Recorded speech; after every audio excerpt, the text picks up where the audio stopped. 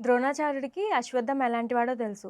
అలాంటి వాడికి ద్రోణాచార్యుడు బ్రహ్మాస్త్రాన్ని ఎందుకిచ్చాడు? ఈ విషయం చాలా మంది అడుగుతారు. చాలా మందికి డౌట్ వస్తుందనమాట. హ్మ్.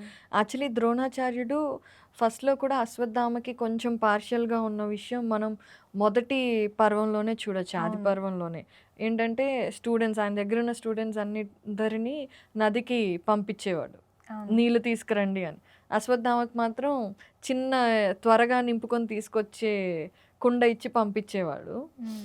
అశ్వత్థామ తొందరగా రాగానే స్టూడెంట్స్ అందరికీ చెప్పని కొన్ని విషయాలు అశ్వత్థామకు చెప్పేవాడు. హ్మ్. ఈ విషయం కనిపెట్టిన అర్జునుడు కూడా తన విద్యతో ఫాస్ట్‌గా నీళ్ళు నింపేసుకొనొచ్చి అశ్వత్థామతో పాటు ఇవన్నీ నేర్చుకునేవాడనమాట. హ్మ్. సో, ఒకటి ద్రోణాచార్యుడికి కొడుకు అనే ఇది ఉంది. అవును. డెఫినిట్‌గా అశ్వత్థామ ఎలాంటి వాడు, తనకి కోపం వెంటనే వస్తుంది. తనకి కోపం వచ్చినప్పుడు ధర్మం ఏది, అధర్మం ఏది తెలుసుకోలేడు, వ్యత్యాసం తెలీదు అనే విషయాలు ద్రోణుడికి తెలుసు. హ్మ్. అందుకే ఉపసంహారం అనేది నేర్పించలేదు.